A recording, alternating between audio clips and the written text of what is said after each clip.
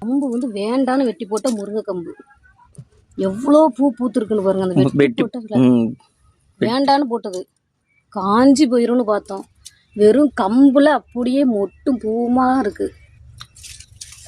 இன்னைக்கு தான் நாங்களே பார்க்குறோம். அவ்வளோ ஆச்சரியமா இருக்கு. வெட்டி போட்ட கம்புல அவ்வளோ பூ. இங்க பாருங்க, வெட்டி போட்ட மரம்.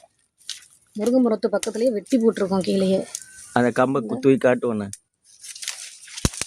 இங்க பாருங்க, வெட்டி போட்ட கம்பு. வெட்டி போட்டதுலயே காஞ்சி போனதுல அவ்வளோ பூ பூத்துருக்கு. அவ்வளோ பூ இங்க இருந்துட்டு எவ்வளோ பூ பூத்துருக்குன்னு பாருங்க. வெட்டி போட்ட மரத்துல எவ்வளோ ஆச்சரியமா இருக்கு. அது இழுங்க அந்த கம்பை.